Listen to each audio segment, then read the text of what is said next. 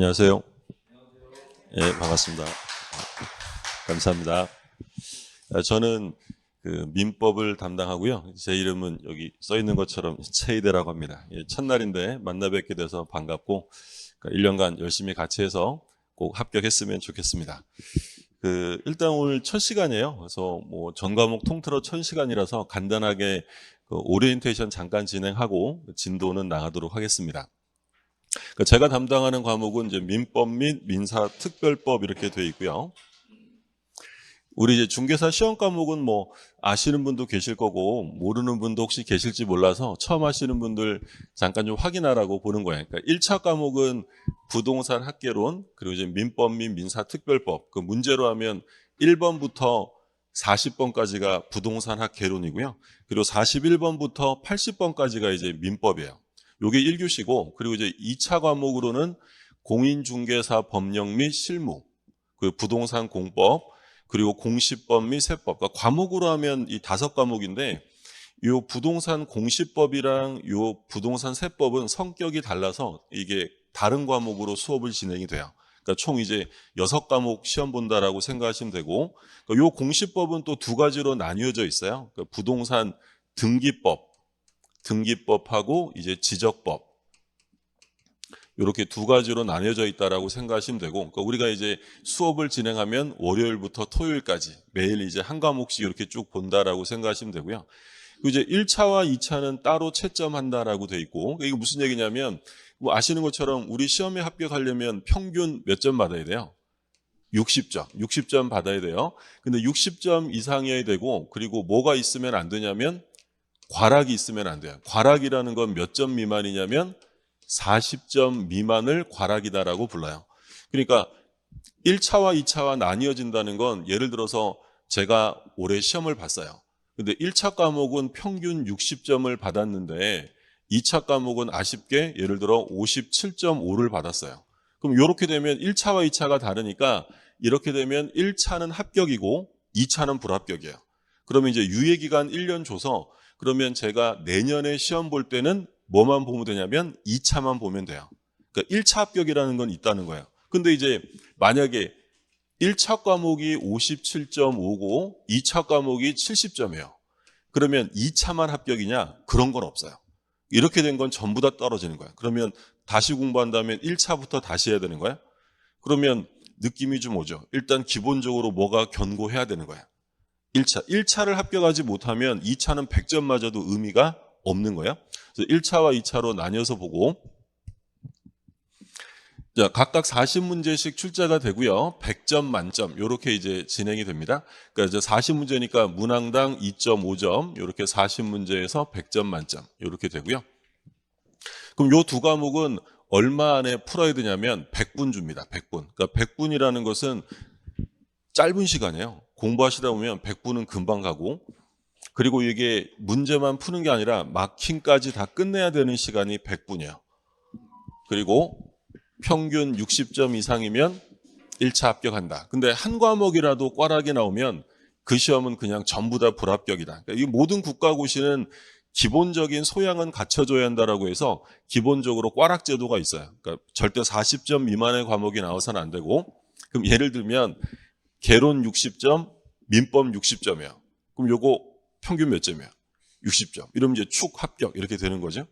근데 개론이 자신이 있어서 시험을 잘 봐서 80점 맞으셨는데 민법 40점. 그러면 얘도 역시 합격이에요. 근데 이제 문제는 민법은 고득점을 했는데 개론은 35점. 그럼 평균은 60점이에요. 근데 뭐가 나온 거예요, 지금? 꽈락 나온 거죠. 이렇게 되면 불합격이 되는 거야. 그래서 합격하려면 평균 60점. 그러니까 제일 환상적인 점수는 이거죠. 이게 수석이죠, 수석. 딱 60점. 점 맞아서 이렇게 합격하는 게 제일 좋은데, 근데 이제 목표 점수는 공부해 보시면 느낌이 좀 올 거예요. 그러니까 나는 민법이 좀 더 적성에 맞는다라고 생각하는 분이 계실 거고, 부동산학개론은 좀 경제학에 가까운 거야. 그래서 이 개론이 좀 더 나한테 맞는다라고 생각하시면 개론에 좀 더 집중하셔서 자신 있는 과목에서 안정적인 점수를 획득하고 나머지 과목에 받쳐서 평균 60점 넘기는 작전 잘 쓰셔야 되고요. 뭐 간략하게 봤는데 이제 이 시험 과목 이런 것들은 중개 실무의 시험 범위 안에 들어가니까 그때 좀 자세하게 보실 거고요. 그럼 요건 이제 지난 시험에 괄학자 비율이에요. 괄학은 몇 점 미만이냐면 40점 미만. 그러면 이제 전 과목 중에서 압도적으로 괄학 비율이 제일 높은 게 뭐냐면 민법이에요. 민법은 55.6%가 괄학이었습니다. 그러니까 10명 중에 6명이 괄학이에요. 그러니까 우리가 똑같이 매일 시간표가 정해져서 공부가 진행이 되겠지만 일단 초반에는 민법을 좀 더 시간을 많이 들여서 집중적으로 해두셔야 돼요. 그러니까 예전에 생각하면 예전에 저도 이제 시험 공부 많이 했었거든요. 많이 떨어졌죠. 그때 시험 공부할 때 무슨 얘기를 했었냐면 민법이 끝나면 절반이 끝났다 이런 얘기를 했어요. 그러니까 민법이 가장 기본 법이기 때문에 민법이 처음에 좀 착실하게 다져져야 나중에 그러니까 특히 이제 올해 같은 거 보면 중개사법이었는데요. 중개사법에서 9문제가 민법 문제가 출제가 됐어요.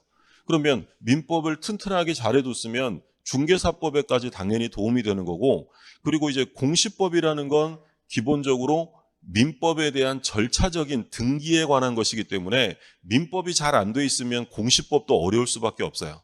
그러니까 제가 뭐 담당하는 과목이 민법이라서가 아니라 일단 1차 과목에 좀 더 주안점을 두셔야 되는데 그 1차 과목은 민법과 개론이잖아요. 그럼 두 과목 중에서 보다 더 어디에 더 중점을 둬야 하냐고 물으신다면 뭐겠어요?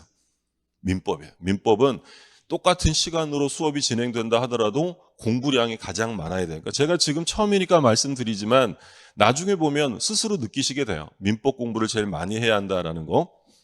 그래서 민법에 꽈락이 넘기면 합격률은 확 올라가는 거예요. 그래서 꽈락자 비율, 민법에 시간 투자를 좀 많이 하셔야 된다는 차원에서 간략하게 설명을 드린 거고요. 그러면 이제 최근에 출제 경향 잠깐 볼게요. 올해가 35회였어요. 35회. 그러면 예전에 30회 이전과 30회 이후로 달라지는 가장 큰 차이점은 뭐냐면 최근 들어서는 사례형 문제가 많이 나와요. 사례형. 사례형이라는 건 뭐 갑이 을에게 뭘 했는데 을이 뭘 했고 이런 거 가지고 정리하는 문제죠. 그러니까 사례형 문제가 많이 나오고 그리고 박스형 문제가 최근 들어서 많이 나와요. 그러니까 박스형이라는 건 뭐예요? 다음 중 옳은 것을 모두 고르시오. 기역, 니은, 디귿, 리을 이런 식으로 나오는 박스형이야. 그러니까 최근 들어 눈에 띄는 건 사례형 문제와 박스형 문제가 늘어나고 있다는 점이에요. 그러면 박스형 문제가 늘어나면 실제로 공부하기는 좀 더 힘들어요. 정확하게 알지 않으면 틀릴 수 있으니까. 그리고 옳은 지문 찾는 것이 최근 들어서 많이 출제돼요. 그러니까 다음 중 옳은 것은, 다음 중 틀린 것은 이 둘 중에 하나가 이제 많이 나오는데 그럼 문제를 푸는 입장에서는 틀린 것을 고르는 게 쉬울까요? 옳은 거 고르는 게 쉬울까요? 틀린 거예요. 왜냐하면 옳은 거 고르는 건 시간이 더 많이 들어갈 수밖에 없어요. 그래서 예전에는 3분의 2 정도가 틀린 거 고르는 문제고 3분의 1이 옳은 거 고르는데 요즘에는 거의 옳은 게 더 많을 정도로 거의 반반 정도로 출제가 되어서 예전보다는 좀 어렵게 나오는 경향이에요. 이게 이제 최근의 문제 경향이고 그러면 이제 우리가 공부를 해서 이제 합격을 해야 되잖아요. 합격의 지름길. 그러니까 공부하시면서 이제 유의하실 점 몇 가지만 당부드리면 자, 지겨워도 여러 번 반복해야 돼요. 제일 중요한 건 인내와 반복입니다. 반복. 그러니까 예를 들어서 책을 한 권 보는데 100시간을 투자해서 1회독 한 번 보는 거랑 아주 꼼꼼하게 보는 거죠. 그리고 10시간씩 투자해서 10번 보는 거랑 이게 시험에서는 어떤 게 더 득점에 도움이 되느냐라고 한다면 이게 훨씬 득점에 도움이 돼요. 그러니까 한 번 꼼꼼하게 보는 것보다 여러 번 반복하시는 게 중요합니다. 그러니까 나중 되면 지금 처음에는 제가 수업을 하면 이게 무슨 말인지 모르겠다 이런 생각이 들어도 나중 되면 지겨울 정도로 반복할 거예요. 계속 반복적으로 본다라고 생각하시면 되고 그 두 번째는 우리가 오늘 이 자리에 모여서 같이 공부하는 이유는 무슨 학문을 닫고 이런 거 아니잖아요. 시험의 합격을 목표로 하는 거예요. 그러면 시험을 위한 공부를 하셔야지 학문을 위한 공부를 하셔서는 안 돼. 학자가 되지 말자. 그러니까 이해할 건 반드시 철저히 이해를 해야 되고요. 그러니까 이해할 부분은 이해가 되면 따로 암기하지 않아도 그대로 체득이 돼요. 근데 어떤 부분은 암기할 부분이 있어요. 예를 들어서 이제 우리 민법이라는 건 조문에 대한 해석이라고 생각하시면 돼요. 1조, 2조 이렇게 쭉 나오잖아요. 그럼 요 법조문에 대해서 학설이 어떻게 대립하고 판례가 어떤 태도를 취한다. 이런 것들을 정리하는 과정인데, 근데 법조문 같은 거는 예를 들어서 주어진 거예요. 법조문이 만들어져 있는데 공부하시다 보면, 사실 이게 민법이요, 공부하시다 보면 좀 재밌어요. 그러니까 민법이 그 다른 법들보다 훨씬 더 논리적이고 체계적이에요. 그럴 수밖에 없는 게 제일 오래된 법이라 그래요. 그러니까 그 이해를 하시다가 재밌어서 집중적으로 막 연구하시면 안 되는 거예요. 예를 들어 3489에 2482. 자, 이런 전화번호가 있어요. 3489에 2482. 자, 그럼 이건 어떤 회사의 전화번호일 것 같아요? 이삿짐센터죠. 뭘 보고 하셨어요? 요거 보고 하셨어요. 그죠? 요거는 2482는 이거 이사 빨리 해주는 거구나 라고 이해하시면 나중에 암기 안 하셔도 돼요. 자, 그러면 3489는 무슨 의미일까요? 아무 의미 없습니다. 이건 그냥 전화번호, 전화국에서 준 번호예요. 그럼 이건 어떻게 하셔야 돼요? 이거는 외우셔야 돼요. 이게 왜 3489냐라고 연구한다고 해서 나오는 게 아니라고요. 그러니까 이해할 건 이해하시고 암기하실 건 암기하셔야 돼요. 그래서 요거는 그냥 요거 체크만 하고 넘어가세요. 요건 좀 외워주세요라고 했는데 이거를 왜 보지 말라는 걸까라고 하시면서 그 부분을 깊이 파시는 분들이 생겨요. 그리고 공부하시다 보면 특정 부분이 재밌다고 해서 그 부분만 연구하시고 이러면 절대 안 돼요. 그러니까 일단은 시험에 합격하는 게 목적이기 때문에 암기하실 부분 암기하셔야 되고 이해할 부분 이해해야 돼. 그러니까 이제 나중 가면 그런 얘기들 많이 해요. 그러니까 민법은 이해의 과목이다. 그럼 민법은 시험을 보기 위해서 암기 안 해도 이해만 하면 합격할 수 있느냐? 그렇진 않아요. 암기라는 건 시험에 대한 기본적인 예의죠. 암기 안 하고 시험을 볼 수는 없어요. 그러니까 일단 뭘 먼저 해야 되느냐가 중요해요.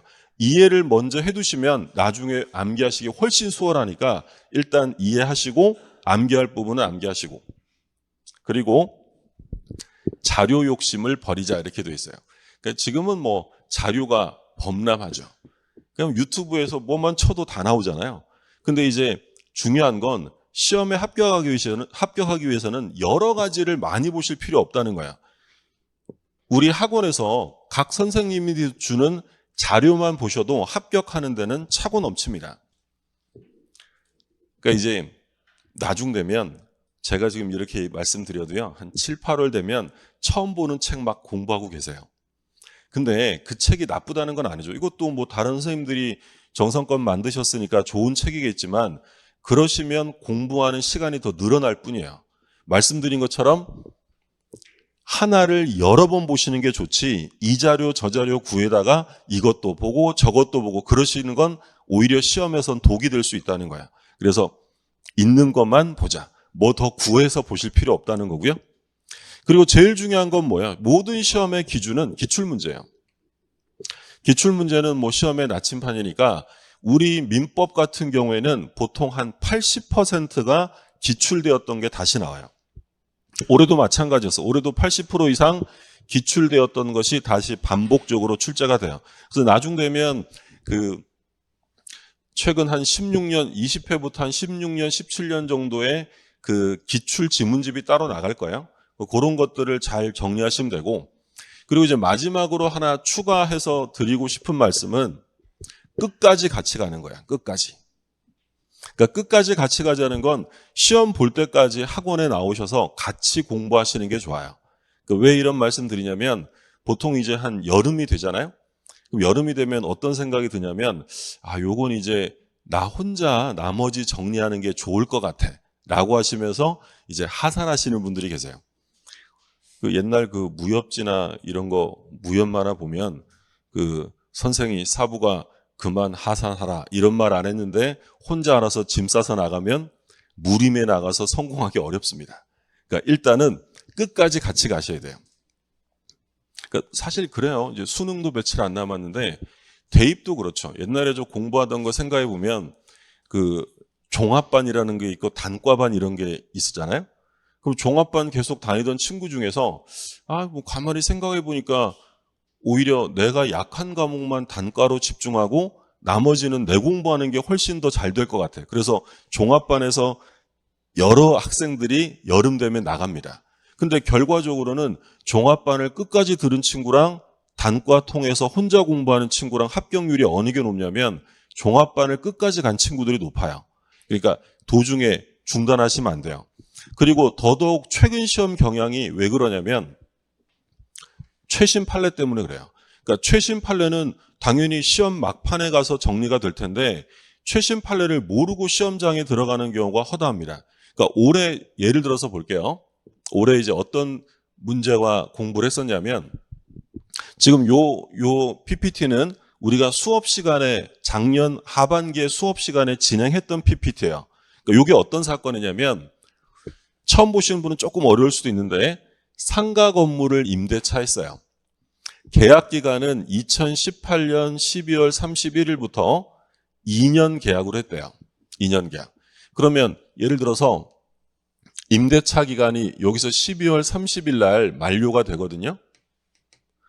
근데 계약 기간이 끝나기 6개월에서 요 1개월 사이에 건물주가 임대인이 아무 얘기도 안 하면 임차권은 요 임대차는 소멸되는 게 아니라 어떻게 되냐면 그냥 동일한 조건으로 갱신이 돼요. 무슨 말인지 되셨어요? 그러니까 요 계약 기간 만료되기 6개월에서 한 달 사이에 건물주가 나는 요번에는 갱신 못 해줍니다. 연장 안 해줄 거예요. 또는 조건을 바꿉시다. 이런 얘기를 안 하고 그냥 가만히 있으면 임차권이 소멸되는 게 아니라 갱신되는데 이런 갱신을 뭐라고 하냐면 묵시의 갱신, 묵시적으로 갱신되었다 또는 법정 갱신 이렇게 돼요. 근데 이제 법에서는 임대인이 묵시의 갱신을 원하지 않으면 최소한 언제까지 임차인에게 얘기를 해줘야 된다는 거야. 끝나기 한 달 전까지. 근데 임차인은 아무런 법률 규정이 없어요. 그럼 임차인은 언제까지 얘기해줘야 묵시의 갱신을 막을 수 있느냐. 이게 문제된 사건이에요. 근데 실제 사건은 계약 기간이 12월 30일 날 끝나는데 임차인이 언제 갱신을 원하지 않는다고 얘기를 했냐면 30일인데 하루 전날 얘기한 거야. 하루 전날 임차인이 나 이 계약 원하지 않아. 이제 끝낼 거야 라고 한 거야. 그럼 이게 묵시의 갱신이 되느냐 안 되느냐가 문제된 사건이야. 그러니까 이제 일부 학자들은 야 이거 인간적으로 이러면 안 되지. 임차인도 최소한 한 달 전까지는 얘기해 줘야지. 또 어떤 사람은 아니야. 그런 규정이 없으니까 만료되기 전날 해줘도 묵시의 갱신은 막을 수 있어 라고 다툼인 거야. 그럼 이에 대해서 이제 만료 하루 전에 통지했을 때 묵시의 갱신이 되느냐 안 되느냐라는 문제였는데 임대인 입장에서는 뭐라고 했겠어요? 야 하루 전날 얘기하면 어떡하니? 이건 묵시의 갱신이 된 거야. 그럼 여기서 이제 갱신이 됐고 그리고 임차인이 그만두자라고 하면 여기서부터 3개월이 경과하면 소멸한다고 주장하면서 3월 29일 날 해지되었음을 전제로 차임과 관리비를 다 까고 그렇죠? 공제하고 남는 돈만 법원에다가 공탁한 거야. 자, 그럼 결론이 어떻게 됐느냐? 자, 2024년 6월 27일자 판례예요. 그럼 이게 올해 6월 27일자 판례니까 수업 진행은 당연히 8, 9월에 했겠죠. 법원은 뭐라고 하냐면 임차인이 기간 만료 1개월 전부터 만료일 사이에 갱신 거절의 통지를 한 거야. 그러면 묵시의 갱신이 인정되느냐? 뭐라고 써 있어요? 소국. 우리 판례에서 소국이라고 써 있는 건 부정한다는 거야. 그러면 묵시의 갱신이 된다는 거야, 안 된다는 거야? 안 돼. 그러니까 아까 며칠 날 끝나는 거예요? 12월 30일 날 계약 기간이 만료인데 12월 29일 날 거절의 통지를 한 거야.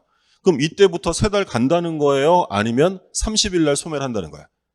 30일 날. 갱신은 더 이상 없다는 거야. 그래서 우리 판례는 뭐라고 하냐면 임차인에게는 기간 제한 규정이 없다는 거야. 명시적인 규정이 없는 이상 원칙으로 돌아가 임차인의 갱실 거절의 통지 기간은 제한이 없다고 보아야 한다. 이게 결론입니다. 결론. 그래서 기간 만료되기 한 달 전부터 만료되는 날 사이에 거절 통지를 했다면 묵시의 갱신은 되지 않고 약정된 기간의 만료일에 그대로 종료한다. 이게 판례야. 판례 이해되셨어요? 자, 이게 마지막까지 같이 수업을 하면서 공부했던 자료예요.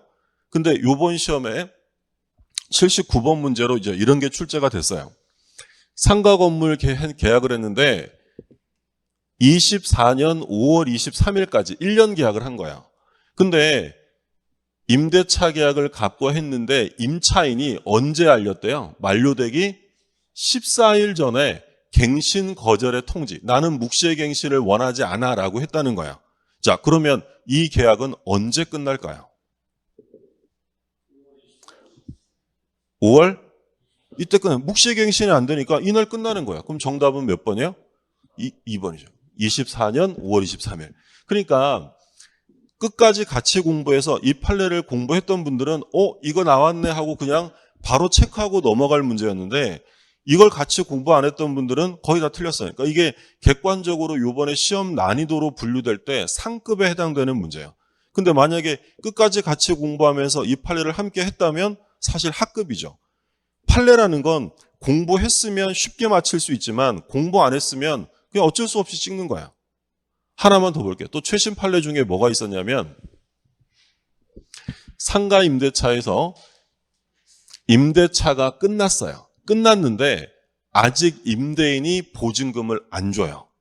끝났는데 보증금을 못 받으면 법은 뭐라고 정하냐면 보증금을 받을 때까지 임대차가 끝난 게 아니라 뭘로 의제된다?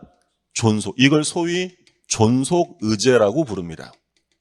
그러니까 제가 상가 임차인인데 계약이 끝났는데 임대인이 보증금을 안 빼주면 그 임대차는 끝난 게 아니에요. 계속 지속되는 거야. 자, 그럼 제가 상가 임차인인데 보증금을 못 받은 상태에서 계속 사용을 한 거예요. 그러니까 임대인이 너 공짜로 쓰면 안 되니까 부당이득 물어내라고 소송을 제기한 거야. 이때 문제가 된 건 뭐냐면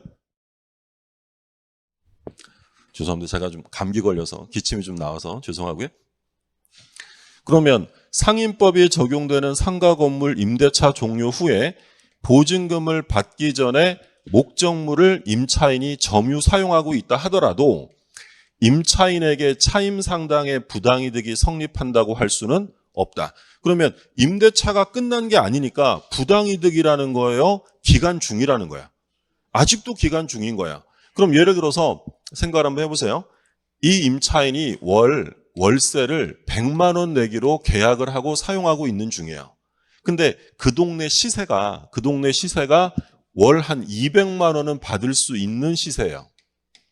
그러면 이 경우에 얘가 지금 보증금을 못 받아서 계속 사용을 했다면 시세에 따라 200만 원의 부당이득 반환을 해야 될까요? 약정한 100만 원의 차임을 지급하라는 거야. 약정한 100만 원이에요. 왜? 이건 임대차가 끝난 게 아니라 존속 중이니까. 그럼 보시면 따라서 보증금을 받을 때까지 사용 수익한 임차인은 종전 임대차 계약에서 정한 차임을 지급하면 되는 것이지 시가에 따른 차임에 상응하는 부당이득을 지급할 필요는 없다는 거예요. 그러니까 시가대로 원인 없이 사용한 것에 대한 돈을 물어줄 필요는 없는 거고 임대차는 존속하는 것이니까 원래 주기로 했던 돈만 주면 되는 거야. 자, 요게 이제 마지막에 역시 이것도 마지막에 공부했던 시험 자료 그대로예요. 수업 자료였는데 요번에 80번 문제로 출제가 됐어요. 자, 뭐라고 돼 있냐면 쭉 읽어보면 별거 없고요. 기간이 끝났어요. 근데 보증금을 못 받았대. 현재 건물을 임차인이 을이 사용하고 있다라고 써 있네요. 그럼 물어볼 말은 부당이득 반환이냐, 시가 부당이득 반환이냐, 아니면 종전 차임 지급이냐. 그걸 묻는 거야. 답은 뭐겠어요? 그러니까 여기서 사실 1번, 2번은 그냥 말도 안 되는 손해배상이란 말이 나올 수가 없죠. 임대차 쓰니까. 그러니까 결국 정답은 둘 중에 하나인 거야. 갑은 을에게 차임에 상당하는 부당이득을 지급해야 되느냐, 아니면 종전 임대차에서 정한 차임 지급을 청구하는 거냐. 뭐겠어요? 총전인데죠. 답은 4번이에요. 그러니까 이것도 역시 같이 공부했던 내용이고 마지막까지 같이 공부했으면 쉽게 맞힐 수 있었는데 요거는 사실 요번 시험에서 거의 극상의 문제로 꼽은 거야. 근데 사실 판례만 알고 있으면 상급의 문제는 아닌 거야. 그러니까 지금 몇 가지, 두 가지 문제, 이건 뭐 대표적인 예고 더 있었는데 이 말씀을 들은 이유는 힘들어도 끝까지 버티셔야 돼요. 그러니까 우리 시험은 중요한 게 인내와 반복입니다. 인내하셔야 돼요. 하다 보면 지금 이제 시작이니까 지금 같은 마음이 끝까지 갈 수는 없잖아요. 우리 공부하는 과정이 긴 과정이니까 나중에 지치게 되면 여러 생각이 드는데 그래도 인내하셔야 되고 지겨워도 반복하셔야 돼요. 반복. 보고 또 보고. 그래서 그 합격의 지름길에서 간단하게 몇 가지 소개해 드렸고요. 그럼 이제 오늘 우리가 처음 만났는데 1년간 강의가 어떻게 진행되느냐라는 걸 볼 거예요. 그럼 지금 요거 하고 있는 거예요. 기초 이론. 그리고 이제 그거 끝나면 기본 이론 들어가고 그 다음에 이제 핵심 요약을 하고요. 말씀드린 것처럼 제일 중요한 게 기출 문제라고 그랬죠. 그래서 기출 문제를 공부하게 되고 그러니까 진행 과정은 일단 기초 이론은 7주 과정이에요. 강의 계획서 받으셨나요? 11월부터 12월까지 7주간 통합이론서라는 책으로 공부를 할 건데 아직은 뭐 책이 안 나왔다 그러더라고요. 그래서 당분간은 프린트로 진행이 될 거예요. 그러면 그 다음에 7주 끝나게 되면 기본이론 1월에서 2월까지 8주 동안 보는데 사실 이게 가장 세부적이고 구체적으로 공부하는 과정이에요. 사실 민법을 8주에 끝내는 건 매우 어려운 일이고요. 이때는 아마 보강이 한 번 정도 들어가게 될 거예요. 그리고 요거 끝나면 여기서 이제 기본 이론 끝나면 이제 핵심적인 부분을 빠르게 다시 한번 정리합니다. 그러면 지금 요 한 권의 책으로 몇 번을 돌리는 거예요? 3번 돌아가는 거예요. 3번. 그래서 기초 이론은 요번 12월부터 12월 마지막 7주 차인데 여기서는 뭐 꼼꼼하게 전 과정을 보는 게 아니라 그냥 몰라도 그냥 들어둔다는 개념으로 보는 거고 가장 중요한 게 1, 2월의 기본 이론, 그 다음에 핵심 요약. 그럼 요거 끝나면 이제 8주 동안 5월에서 6월까지는 이제 기출문제집으로 공부를 하게 돼요. 그러니까 우리가 지금까지 봤던 기출문제들을 풀고 다시 내용 해석 정리하고 그리고 이제 기출응용이라는 건 이제 기출문제 봤으니까 예상문제집 보는 거죠. 7, 8월 동안, 2달 동안 예상문제집 정리하시고 그리고 이제 9, 10월은 소위 이제 특강 과정이에요. 별도 자료 가지고 동형이라는 건 소위 이제 동형 모의고사라고 하는데 실제 시험과 동일한 형태로 모의고사를 보는 거야. 매일 아침에 오셔서 40문제 풀고 과목마다 시험 보고 계속 이런 식으로 반복한다고 생각하시면 되고 그럼 요게 이제 끝나는 거죠. 그럼 이제 요렇게까지 공부하면 어떻게 되는 거야? 축 합격 되는 거죠. 가자 이렇게 되는 거예요. 여기까지 쭉 오면 충분히 합격할 수 있어요. 요렇게 1년간 진행이 된다라고 생각하시면 돼요. 자, 그러면 저랑 공부하는 게 이제 민법이란 말이에요. 민법. 민법이 뭐냐? 민법이라는 건 개인 간의 법률 관계를 규율하는 사법이다라는 게 이제 민법의 정의예요. 그러니까 일단 국가기관과의 문제가 아니라 누구 간의 문제라는 거예요? 개인, 그러니까 소위 일반 사인들 간의 관계를 다루는 법이 사법이에요. 근데 이제 어떤 관계를 다룬다고 되어 있냐면 법률 관계를 다룬다라고 되어 있어요. 법률 관계. 그럼 법률 관계랑 대비되는 개념은 뭐냐면 소위 인간관계. 그럼 법률 관계랑 인간관계는 뭐가 다를까요? 제일 중요한 건 예를 들어서 제 친구 짠돌이 친구가 월급 탔다고 오늘 저녁 쏜다고 나오래요. 그래서 얘가 웬일일까? 이러고 이제 저녁에 약속 장소에 갔죠. 안 나옵니다. 그럼 제가 근데 그럴 줄 알았어. 바로 소장 작성해서 법원에 소송 제기할 수 있어요, 없어요? 없죠. 왜? 그건 무슨 관계니까? 인간관계니까. 근데 법률 관계라는 것은 뭐가 발생하냐면 그 당사자 간의 권리 의무가 발생하는 거야. 그럼 권리 의무의 관계가 발생되면 법적인 문제가 생기는 거죠. 제가 지금 오늘 첫날 여기 서가지고 여러분들하고 인사하고 이제 수업하잖아요. 그럼 여러분들과 저하고의 관계는 법률 관계일까요? 인간 관계일까요? 이제 제가 뭐 개인적으로 내려가서 인사드리고 어떻게 어디 사세요? 잘 지내세요? 이런 거 하면 인간관계겠지만 제가 이 자리에 서서 수업하고 있는 것은 법률 관계죠. 왜? 여러분들은 강의를 들으실 권리가 있고 저는 계약에 의해서 강의할 의무가 있는 거야. 그럼 권리 의무 관계고 이게 위반되면 어떤 문제가 생길까요? 손해배상 문제가 생기는 거예요. 물론 저한테 손해배상 청구하시면 안 되고요. 학원에다 하셔야지. 그런 관계를 법률 관계라고 불러요. 그럼 우리가 앞으로는 당연히 뭐만 공부하겠어요? 법률 관계만 공부하는 거고 인간 관계는 우리 시험에 나올 문제는 아닌 거예요. 그러면 이 법률 관계, 이 법 체계는 크게 공법이랑 사법이 있어요. 사법은 지금 민법처럼 개인과 개인 간의 관계를 다루는 법을 사법이다라고 불러요. 근데 공법이라는 건 우리 시험 과목에 공법 있잖아요.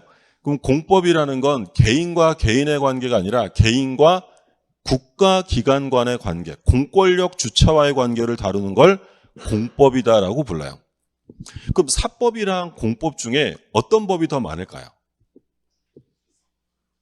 공법이 훨씬 많습니다.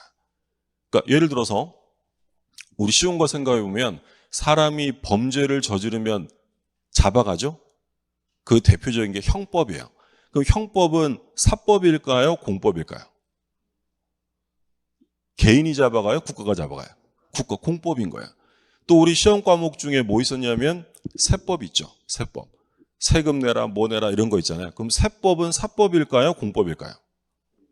그렇죠. 세금 안 내는데 국가가 돈을 받아가지 개인이 와서 돈을 받아가, 개인이 돈 받아가면 그건 세금이 아니라 우리가 삥이라고 하잖아요.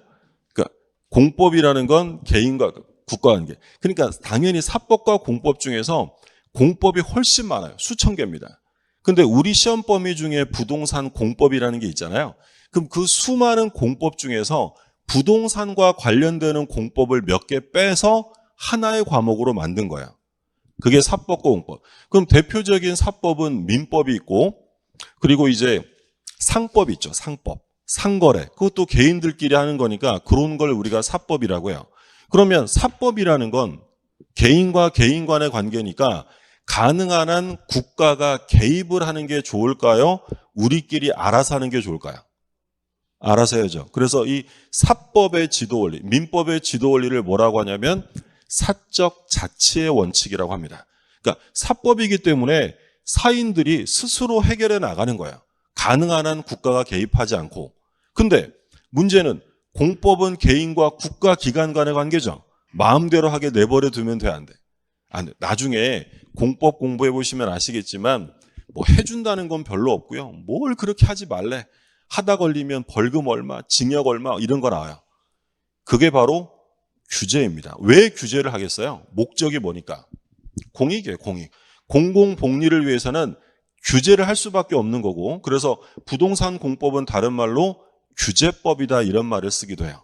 그럼 이제 이 공법은 국가 기관 간의 문제니까 우리 민법에서는 볼 이유가 없고 우리 민법에서는 이제 앞으로 뭐만 보는 거야? 개인과 개인 간의 관계. 그럼 이제 맨날 보는 게 이거예요. 맨날. 갑이 을에게 부동산을 매매했다. 부동산을 매매했다. 그럼 매매 계약이라는 건 물건 우리 파는 사람을 뭐라고 불러요?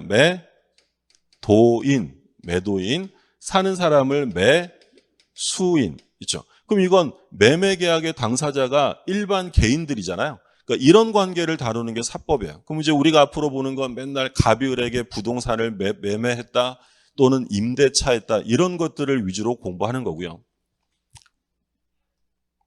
그러면 우리 민법이 어떻게 구성되어 있나 잠깐 좀 볼게요. 민법은 총칙, 물권법, 채권법, 친족법, 상속법으로 해서 총 5가지 파트로 나뉘어져 있다라고 생각하시면 돼요. 요 물권법이랑 채권법을 합쳐서 뭐라고 부르냐면 재산법이라고 불러요. 재산법. 그리고 친족법과 상속법을 합쳐서 가족법이라고 불러요. 신분법이라고도 하고요.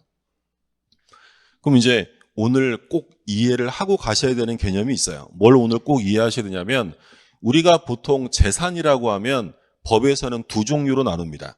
물권과 채권이 있어요. 물권과 채권. 그러면 글자에서 알 수 있는 건 물권은 어떤 사람이 무엇에 대해서 행사하는 권리예요. 물건. 물건에 대해서 가지는 권리를 물권이다라고 부르고요. 채권이라는 건 사람이 또 다른 사람에게 가지는 권리. 이 채권할 때 이 채자는 한자로 쓰면 사람 인변에 책임할 때 책자예요. 사람에게 요구하는 권리가 채권이에요.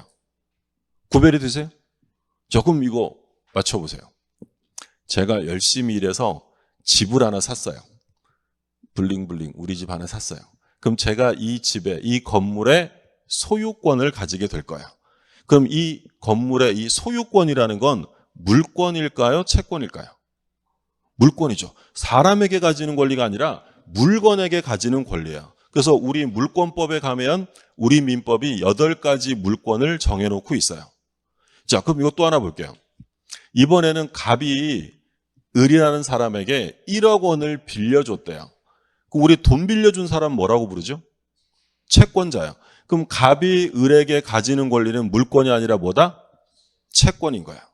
그러면 차이점은 뭐냐면 이 물권이라는 것은 어떤 한 사람에게만 주장할 수 있을까요? 모든 사람에게 주장할 수 있을까요?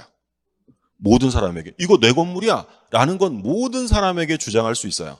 그리고 내 거니까 다른 사람이 방해하면 치워라고 제거를 할 수도 있어요. 그래서 물권은 속성이 뭐냐면 소위 절대성을 가져요. 절대성이라는 건 한 사람이 아니라 누구에게나 주장할 수 있다. 그리고 배타성도 있어요. 배타적으로 지배, 내 거니까 너 나가라고 할 수 있다는 거죠. 근데 채권은 아무에게나 주장할 수 있을까요? 채무자에게 주장해야 될까요? 채무자에게 해야지. 그럼 얘는 절대성이 아니라 상대성이고요. 그리고 모든 채권은 평등합니다. 물권은 빠른 물권이 뒤에 들어온 물권을 이기거든요. 근데 채권은 먼저 생기든 나중에 생기든 모두 다 동등해요. 그러면 여러분들께서 저한테 민법 강의해라 라고 하는 강의 청구권이 있다. 가정해보죠. 그럼 여러분들이 저에게 가지는 강의 청구권은 물권일까요? 채권일까요? 채권이죠. 저 사람이니까 저한테 주장하는 권리는 채권이에요. 아무한테 가서 강의 청구권을 행사할 수 없잖아요. 그럼 예를 들어서 어떤 분이 야 내가 수강 등록 제일 먼저 했으니까 나 혼자 있을 거야. 다 나가. 할 수 있다 없다? 없죠. 채권은 먼저 생기든 나중에 생기든 모두 다 어떻다고요? 평등한 거야. 자, 그러면 우리 처음 하시는 분들도 느낌적으로 한번 생각해 보세요. 그럼 이 절대성을 가지는 물권과 상대성의 채권이 충돌합니다.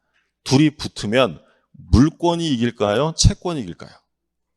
물권이 이겨요. 그렇죠? 물권이 우선합니다. 이걸 소위 물권의 우선적 효력이다라고 불러요. 그럼 이게 현실적으로 어떤 면에서 나타나게 되냐면 잠깐 좀 보면 갑이라는 사람이 집이 건물이 하나 있어요. 근데 이제 은행 가서 돈을 빌립니다. 그럼 은행 가서 돈 빌리면 뭐 우라버지라고 그냥 빌려줄 리는 없고 뭘 할까요? 건물에다가 저당 잡죠. 그죠?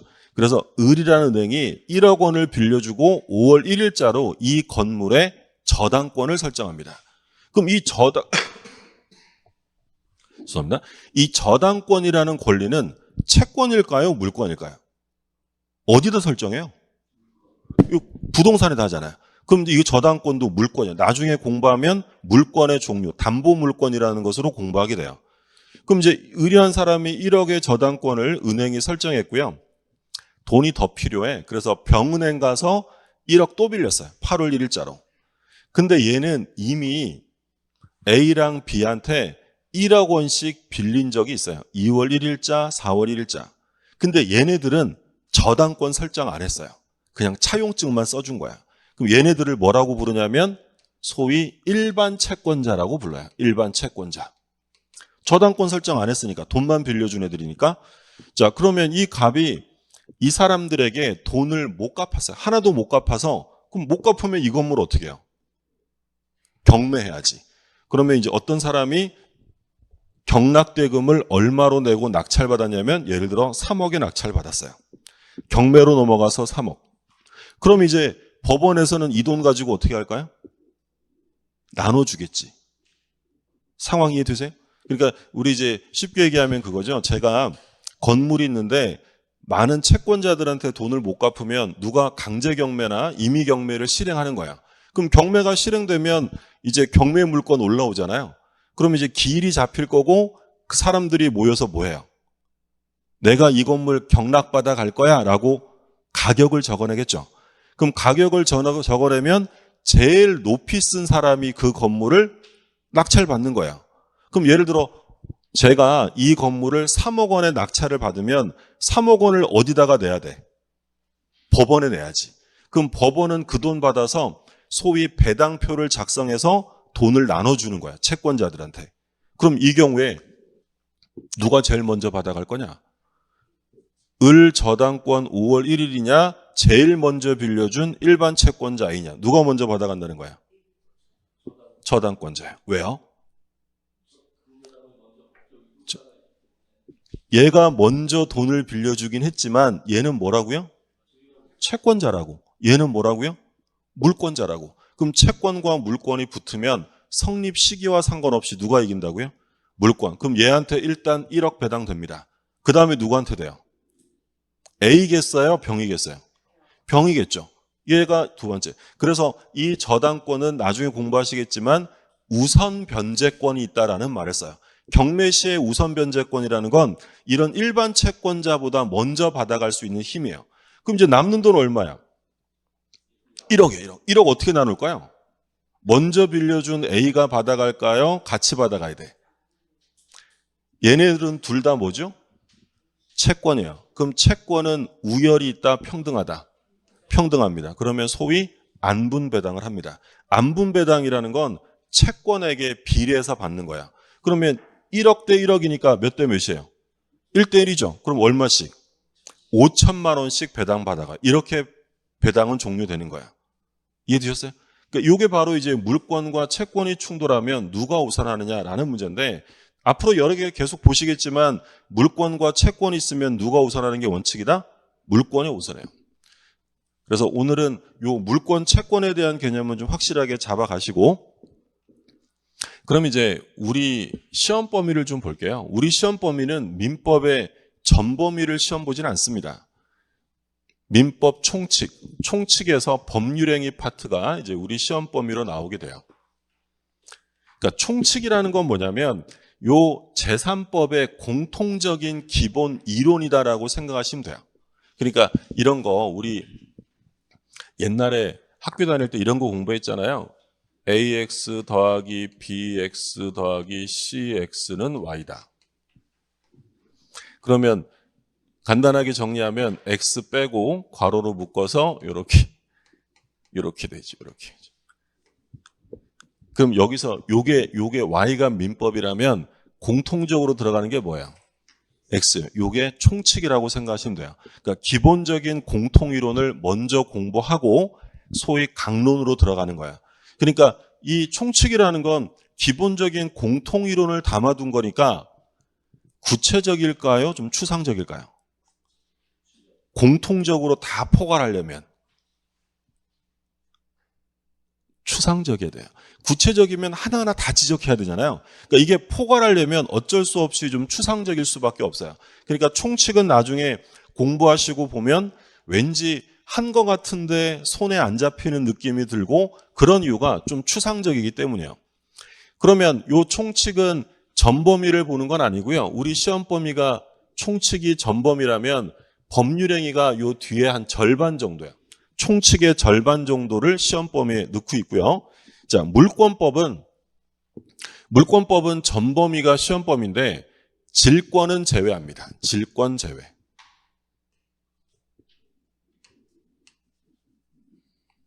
질권은 시험 범위가 아니니까 앞으로 공부할 일은 없어요. 근데 이제 공부할 일은 없지만 질권이 뭔지 개념은 아셔야 돼요. 그러니까 요 질권할 때 요 질자가 소위 이제 인질할 때 질자인데 쉽게 생각하면 전당포 생각하시면 돼요. 전당포. 그러면 제가 지금은 뭐 전당포가 거의 없잖아요. 예전에는 전당포 많았지. 그죠? 아저씨의 전당포 나오는 거. 그러면 제가 돈이 필요하면 전당포에 가서 뭘 맡기죠? 물건을 맡기는데 맡기는 게 뭐겠어요? 목걸이, 반지, 시계 이런 걸 맡기고 돈을 빌리고 제가 돈을 갚으면 찾아오고 못 갚으면 못 찾아오는 거예요. 그러면 제가 맡기는 게 부동산을 맡기는 거예요? 동산을 맡기는 거예요? 동산. 주동산. 그러니까 우리 이제 개념으로 하나 보시면 부동산과 동산이 있어요. 부동산과 동산. 동산은 뭐가 동산일까요?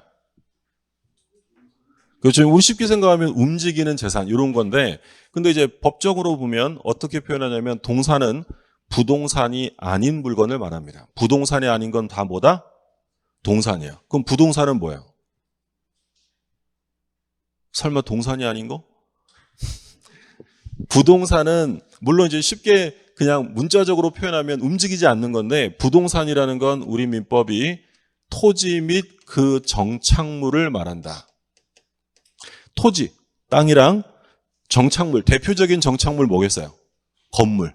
그러니까 우리 민법에서는 토지 건물만 생각하시면 기본적으로 가능하고 그러니까 이런 것들 빼고 나머지는 전부 다 뭐라고 한다고요?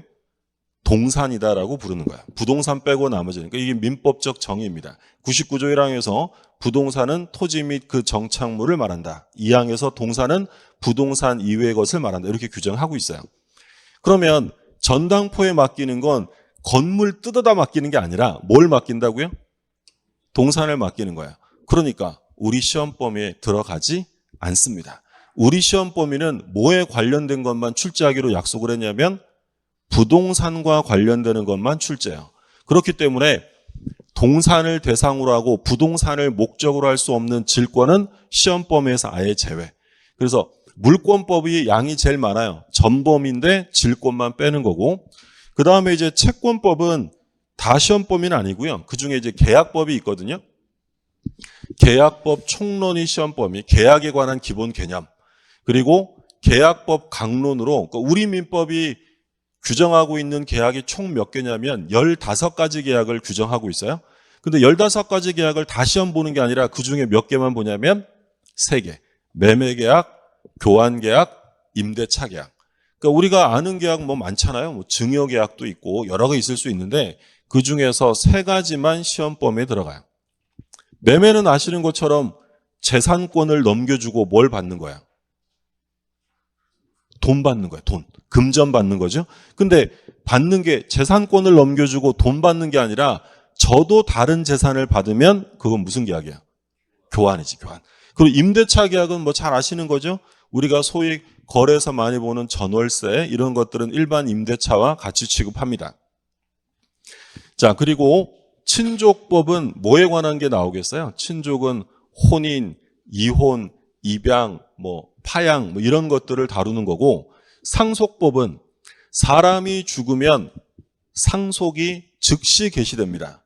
내가 상속을 하고 싶다고 하는 거예요? 법률로 정해놓은 거예요? 법률로.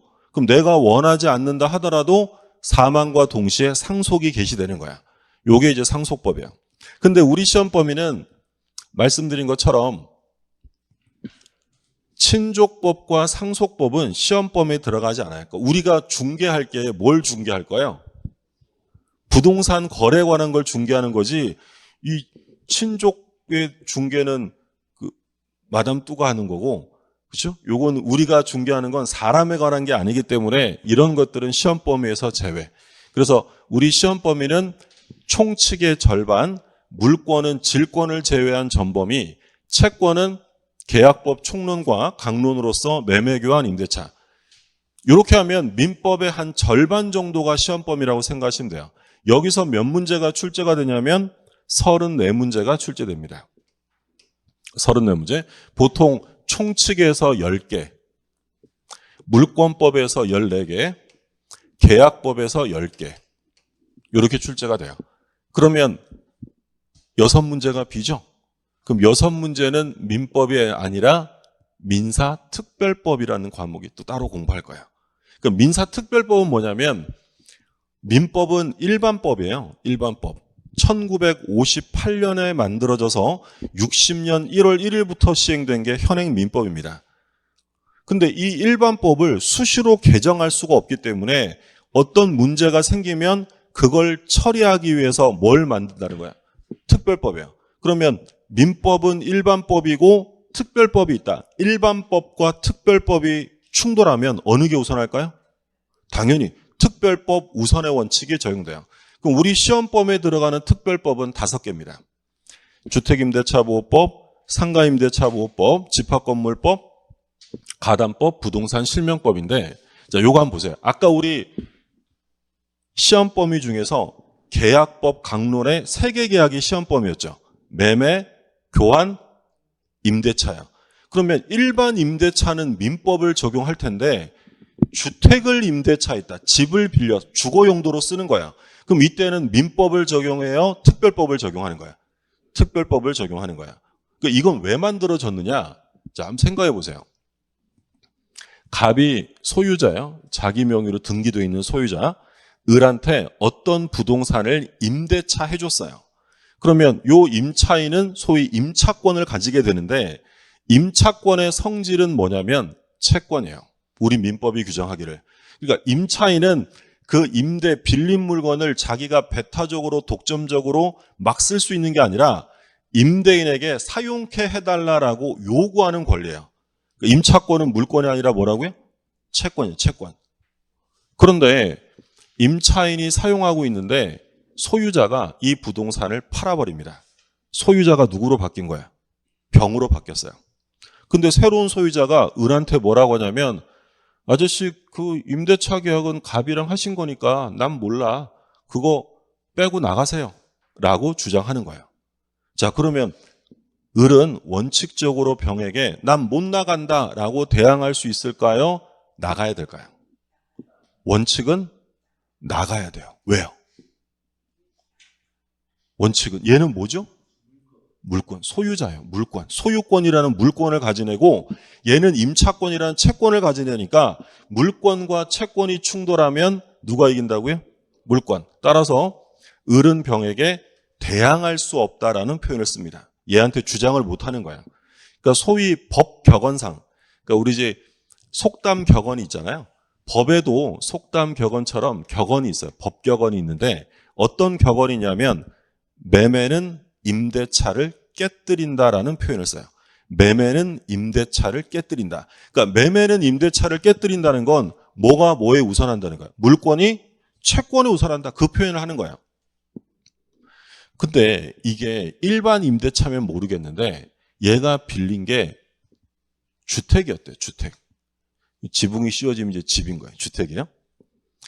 그러면 일반 민법을 적용하면 요 주택의 임차인이 요 임대인에게 보증금 지급하고 살고 있는데 얘가 집 팔아버리고 도망갑니다. 그런데 새로운 집주인이 나가래. 그러면 을은 대항할 수 있어요? 나가야 되는 거야? 나가야 되는 거야. 그러면 전 재산인 보증금 다 날리는 거잖아요. 그러면 이 국민의 주거 생활이 안정될 수 없기 때문에 요 임차인은 스스로 대항력을 가지게 법률로 정합니다. 그게 바로 뭐예요? 주택임대차보호법이에요. 물론 임차권도 등기할 수 있어요. 등기하면 대항력이 생기긴 하는데 등기는 혼자예요? 집주인이 해줘야 돼? 집주인이 안 해줍니다. 등기. 그러면 등기 안 해도 얘가 스스로 대항력을 발생시키는 방법을 규정하는 거야. 그러니까 이건 우리가 법 공부 아직 안 했어도 잘 아는 거죠. 이 집을 임대차 들어가면 이 집에 들어가면 주민센터 가서 뭐 하세요? 전입신고해야지. 그게 주민등록이에요. 그러면 이 임차인이 인도와 주민등록, 전입신고를 하게 되면 다음 날부터 뭐가 생기냐면 대항력이 생겨요. 그럼 이 사람이 임차인이 이 집에 들어가서 예를 들어서 3월 5일 날 인도와 주민등록을 갖추면 언제부터 생기냐면 3월 6일 0시, 다음 날 0시예요. 그러면 예를 들어 얘가 4월 5일 날 새로운 소유자가 된 거야. 그러면 을은 병에게 대항 못한다, 대항할 수 있다. 대항할 수 있다는 거야. 그러니까 요건 일반법에서 나오는 게 아니라 어디서 나온다고요? 특별법에서 나와요. 그리고 주택임대차뿐 아니라 영세 상인들도 보호해줘야 될 거 아니야. 그래서 뭐가 있는 거야? 상가 건물 임대차업법. 그러면 주택은 인도화 주민등록을 하는 거겠지만 사업하시는 분들은 인도화 뭘 해야 돼요? 주민등록이 아니라 사업자 등록이지. 사업자 등록을 하게 되면 다음 날부터 건물주가 바뀌어도 대항할 수 있게 해주겠다는 거야. 그런 것들을 이제 특별법에 정한 거고요. 집합건물법은 뭐 나중에 자세하게 공부하시게 되고, 가등기담보법 얘도 그렇고요. 이건 뭐냐면 아까 우리 본 거 갑이을에게 돈을 1억 원 빌려주고요. 보통 돈 빌려주면 이 건물에 저당 잡는다라고 했죠. 그럼 이제 돈 안 갚으면 갑이 이 건물 경매에서 자기 채권이랑 뭐 이자 이런 거를 회수하는 거야. 요게 일반 전형적인 담보죠. 근데 사람들은 욕심이 점점 커지잖아요. 사람들이 이거 가지고 이 채권자가 이거 가지고 양이 안 차요. 더 먹고 싶은 거예요. 그러니까 저당권 설정을 안 하고 이 건물에다가 을이 소유하는 건물에다가 갑이 가등기를 둡니다. 가등기는 뭐예요? 뭐 하는 거죠? 임시로 해두는 거야. 그럼 가등기는 왜 하냐면 임시로 했다가 여기다가 나중에 뭐 할 거냐면 본등기 할 거야. 그럼 누구께 되는 거야? 갚게 되는 거지. 근데 1억 빌려주고 이 건물에 가등기를 했는데 이 건물이 당연히 1억 이하겠어요? 1억을 훨씬 초과할까요? 초과. 이 건물이 3억 정도 합니다. 그런데 얘가 돈을 안 갚으면 바로 본등기 치는 거죠. 그럼 얘는 1억 빌려주고 얼마짜리 꿀꺽하는 거야? 3억짜리. 그럼 채무자 피해가 너무 커지잖아요. 그러니까 실제 거래에서는 저당권 설정을 하지 않고 가등기를 설정해서 채권자들이 폭리를 취하는 경우가 많아지는 거야. 그래서 만들어진 법이 뭐다?